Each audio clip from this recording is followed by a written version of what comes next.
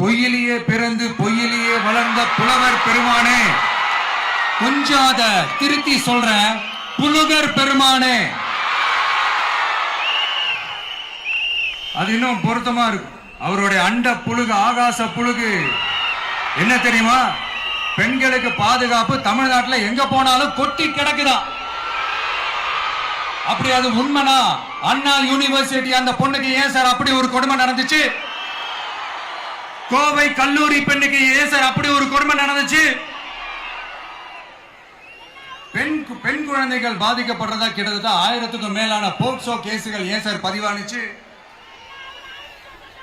போதைப் பொருள் கலாச்சாரம் கண்ட்ரோலே இல்லாம அது பாட்டுக்கு தாறுமாற எங்கேயோ போய்கிட்டு இருக்கு. வயலன்ஸ் எல்லாம் தலைவிரிச்சு ஆடுது.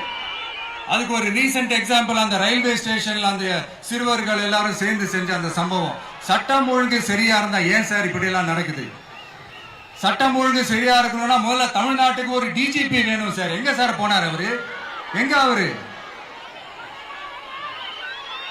சும்மா இந்த ஆக்டிங் ஆபீசரை வச்சுக்கிட்டு அரசாங்கத்தை நடத்துனீங்கன்னா இப்படிதான் சட்டம் ஒழுங்கு சந்தி சிரிக்கும். முதல்ல தமிழ்நாட்டுக்கு ஒரு டிஜிபியை போடுங்க சார்.